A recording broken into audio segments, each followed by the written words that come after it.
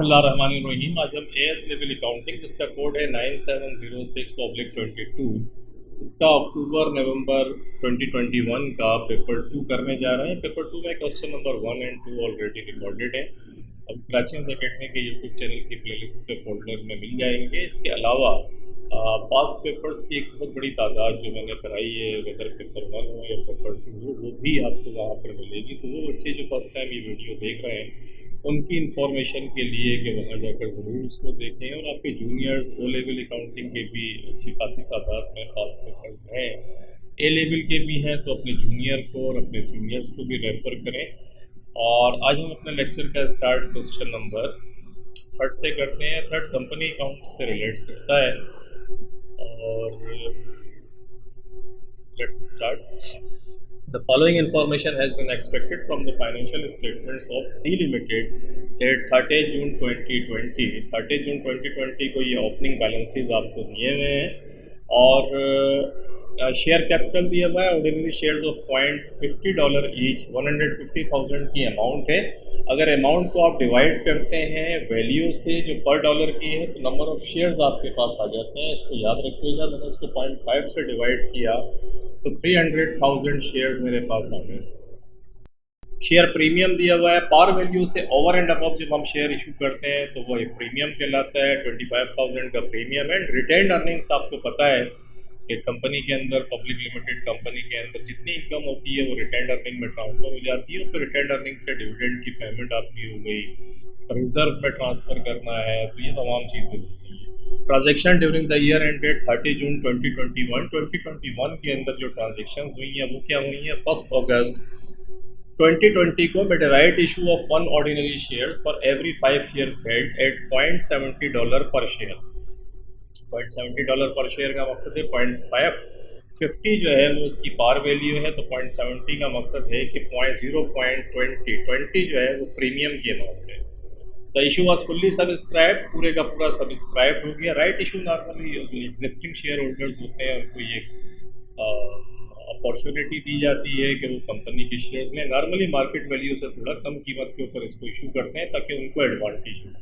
अगर ये fully subscribe नहीं होता तो ये मार्केट में ओपन कर देते। बहरहाल ये फुल्ली सब्सक्राइब हो गया जो नॉर्मली हो जाता है। तो 1 ordinary shares for every 5 years, ये बड़ा इंपॉर्टेंट है। 1 ordinary shares for every 5 years held. Number of shares हमने 300,000 निकाले ऊपर, इसको 5 से डिवाइड करें अगर, तो 5 से डिवाइड करके ये 60,000 शेयर्स आ जाते हैं आपके पास। ये 60,000, और क्योंकि फॉर 1 ऑर्डिनरी शेयर्स तो मैं अगर इसको 1 से मल्टीप्लाई करूँ तो वही 60,000 शेयर्स होंगे। और 60,000 शेयर्स को 0.70 का मकसद है, पार वैल्यू 0.5 थी तो इसको 0.5 से अगर मल्टीप्लाई करें तो ये 30,000 आता है। ये शेयर कैपिटल हो गया। और इसी 60,000 को अगर मल्टीप्लाई कर दें 0.20 से तो 12,000 हो गया। इसका मतलब है 12,000 जो है शेयर्स प्रीमियम है और शेयर कैपिटल जो है वो 30,000 है। ये आपकी समझ में आ गया। तो 30,000 का शेयर कैपिटल है, वो शेयर कैपिटल अकाउंट के अंदर चला जाएगा और 12,000 का जो शेयर प्रीमियम है वो शेयर प्रीमियम अकाउंट में चला जाएगा।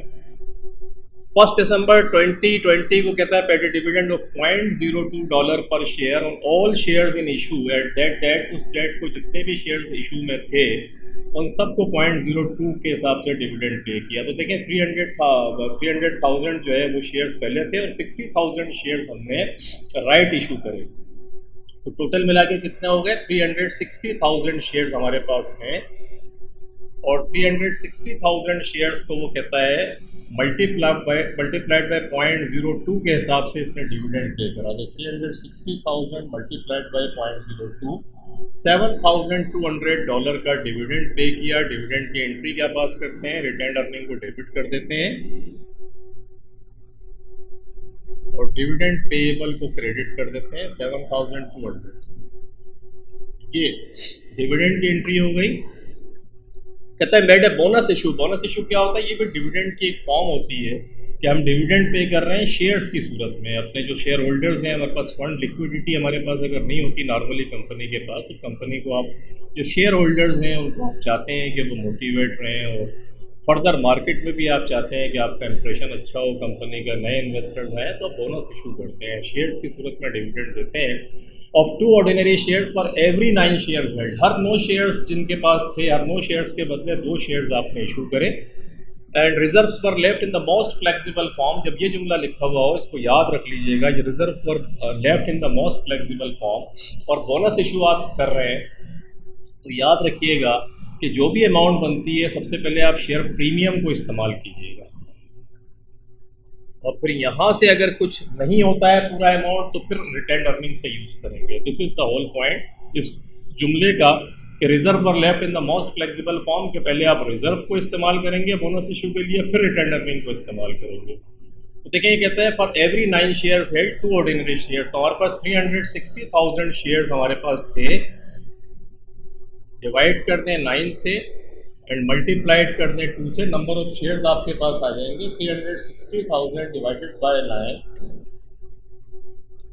मल्टीप्लाइड बाय 2, 80,000 शेयर्स आपके पास आ गए।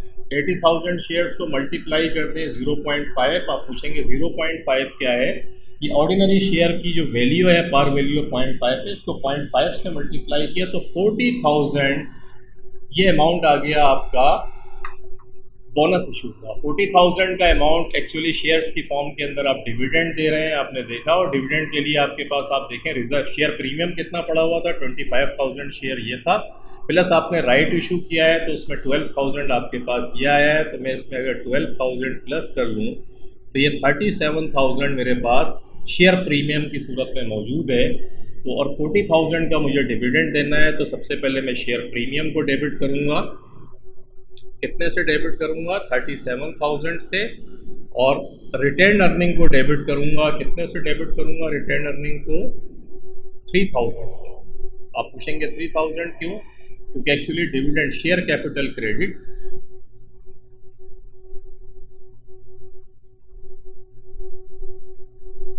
40,000, ये 40,000 से शेयर कैपिटल मेरा क्रेडिट हो गया। बोनस इशू जो मैंने अपने एक्जिस्टिंग शेयर होल्डर्स को दिया है, तो ये आप याद रखिएगा। 30 जून 2021 को कहता है प्रपोज के फाइनल डिविडेंड ऑफ 2%। ये भी प्रपोज करेगा तो इसको सिर्फ हम अपने नोट्स के अंदर, नोट्स टू द अकाउंट्स के अंदर इसको डिस्क्लोज करते हैं, इसकी कोई एंट्री पास नहीं करते। ये फाइनेंशियल स्टेटमेंट्स जब बनेंगे तो बोर्ड ऑफ डायरेक्टर से अप्रूव होंगे और उसके बाद में ये एनुअल जनरल मीटिंग में शेयर होल्डर्स इसको अप्रूव करेंगे। फिर ये नेक्स्ट ईयर में इसकी पेमेंट होगी। तो रिकॉर्डिंग जब होगी, जब वो अप्रूव हो जाएगा AGM के अंदर, तो अभी सिर्फ प्रपोज है, इसको डिस्क्लोज करना है, इसकी एंट्री कोई पास नहीं करेंगे आप।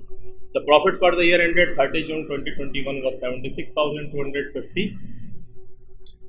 76,520। इसका आप रिटर्न, इसको इनकम स्टेटमेंट को डेबिट कर दें, इनकम समरी को, रिटर्न अर्निंग को क्रेडिट कर देंगे इस अमाउंट से। रिटर्न अर्निंग के अंदर ये ट्रांसफ़र कर देंगे तो रिटर्न अर्निंग क्रेडिट हो जाएगी। कहता है prepare the following ledger account. Ordinary share capital का लेजर आपको बनाना है, शेयर प्रीमियम का लेजर बनाना है और रिटर्न अर्निंग का लेजर। ये 3 लेजर आपको बनाने हैं। तो ये 3 लेजर बनाने के लिए आसान है, अगर आपकी ये सब समझ में आ गया जो मैंने पढ़ाया है तो IPCC। आपके ओपनिंग बैलेंसेस दिए हुए थे, देखिए सवाल के अंदर ओपनिंग बैलेंसेस में शेयर कैपिटल का ओपनिंग बैलेंस था 150,000 का, शेयर प्रीमियम का 25,000 का एंड रिटर्न अर्निंग का 28,700। तो पहले हम शेयर ऑर्डिनरी शेयर कैपिटल का बैलेंस बेटी, क्योंकि इसकी नेचर क्रेडिट होती है, तो जुलाई 1, 2020 को आप पूछेंगे जुलाई 1 क्योंकि देखिए 30 जून के ये बैलेंसेस दिए हुए थे। एक्चुअली आपको जो लेजर बनाने हैं वो आप इस वक्त 2021 के अंदर बैठे हुए हैं। तो पहले 1 जुलाई 2020 को आप इसे बैलेंस BD की शक्ल में शो करेंगे, ये आपने शो कर दिया। अब ट्रांजैक्शंस जो हुई हैं उनको रिकॉर्ड करें। देखिए 1 अगस्त को क्या करा था आपने? राइट इशू किया था।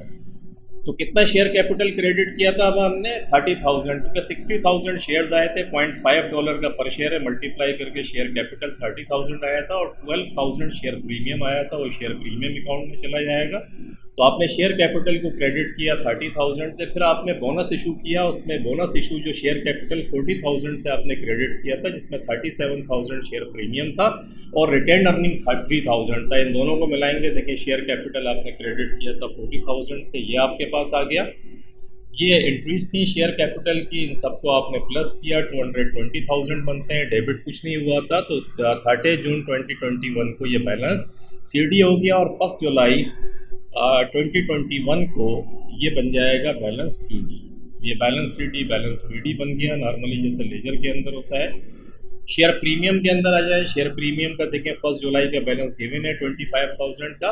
आपने राइट इशू किया तो बैंक की वजह से ये 12,000 आपके पास क्रेडिट हुआ था, और ऑर्डिनरी शेयर कैपिटल की वजह से डेबिट हो गया। जो आपने बोनस इशू किया था तो शेयर कैपिटल की वजह से डेबिट हो गया ये 37,000, तो no BD no CD. No CD balance CD BD तो आया था शुरू के अंदर, नो सीडी कोई बैलेंस सीडी नहीं है, जितना था वो सारे का सारा बोनस इशू के अंदर, बोनस जो आपने इशू कराया उसके अंदर ये इस्तेमाल हो गया। रिटर्न अर्निंग का बैलेंस आपको दिया था 1 जुलाई को $28,700 का, ये आपके पास आ गया। उसके बाद आपकी जो प्रॉफिट फॉर द ईयर 76,520 था, इनकम स्टेटमेंट से ट्रांसफर होकर रिटर्न अर्निंग में आया। टोटल क्रेडिट साइड ये हो गई आपकी। आपने डिविडेंड पे किया $7,200 का, और बोनस इशू की वजह से आपने डेबिट किया था रिटर्न अर्निंग को 3,000 से। तो ये दो अमाउंट डेबिट के हो गए।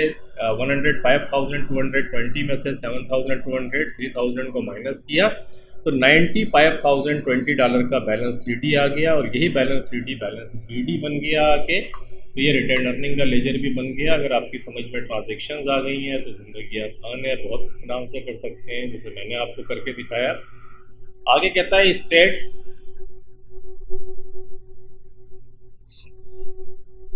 To differences between capital reserves and revenue reserve. Capital reserve और रेवेन्यू रिजर्व के दरमियान दो डिफरेंसेस बताएं, बड़ा आसान है। देखिए कैपिटल रिजर्व जो है वो तो नॉर्मली ओरिजिनेट होता है, आप जैसे रिवैल्यूएशन करते हैं वहाँ से रिजर्व, वहाँ से ये ओरिजिनेट होता है, और नॉर्मली ये कैपिटल नेचर की चीज़ें होती हैं।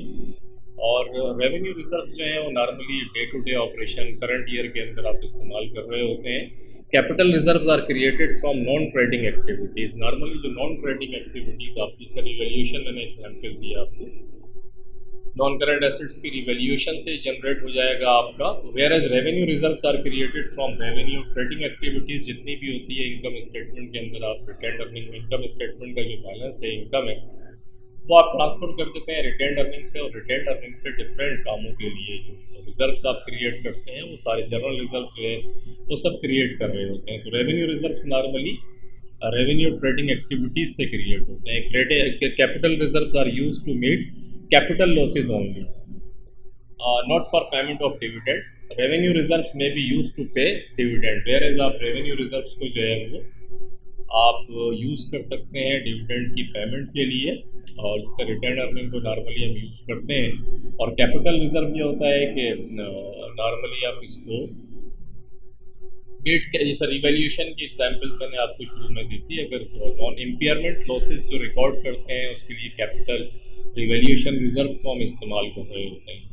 तो ये हो गया। Revenue reserves are distributable, capital reserves are not distributable, ये डिस्ट्रीब्यूटेबल नहीं होते, और रेवेन्यू रिजर्व जो है वो डिस्ट्रीब्यूटेबल होते हैं। ये दोनों में डिफरेंस है। आपका एग्जांपल्स भी देके मैंने आपको समझाया। Explain one reason why a company might make a bonus issue of shares. कि एक्सप्लेन वन रीज़न बताइए company might make a bonus issue. Liquidity problems आपके पास हो सकता है, तो compensate share holders in the event of shortage of liquid resources. Liquid resources है नहीं है और आप कंपनसेट कर रहे हैं शेयर होल्डर्स को, फिर डिविडेंड इशू के बोनस शेयर्स की फॉर्म में इशू कर देंगे। Increase the issue share capital creating the perception of success. जैसे मैंने कहा कि मार्केट में एक परसेप्शन अच्छा बिल्ड होता है कि कंपनी प्रॉफिट कमा रही है, सक्सेस है, जब भी तो डिविडेंड दे रही है। तो capitalise revenue reserve to strengthen the statement of financial position. जैसे शेयर प्रीमियम को नॉर्मली हम यूज़ करते हैं, तो कैपिटलाइज रेवेन्यू रिजर्व उसको फिर आप शेयर प्रीमियम को हमने शेयर कैपिटल के अंदर हमने ट्रांसफ़र कर दिया ले जाके। जैसे अभी हमने देखा था शेयर प्रीमियम डेबिट करा, शेयर कैपिटल को क्रेडिट किया, तो ये हमने तो capitalise revenue reserve to strengthen the statement of financial position. आपके शेयर कैपिटल जब ज़्यादा होगा तो डेफिनेटली आपका कैपिटल इंक्रीज हो रहा है। तो ये एडवांटेजेस थे। आपने देखा कि उनके रीजंस थे कि क्यों हम बोनस इशू करते हैं। यहाँ ये सवाल आपका कंप्लीट होता है। होप आपकी समझ में आया होगा और आसान भी था आपकी समझ में, बस चीज़ें थोड़ी सी अगर आ गई हों तो आसान है ये।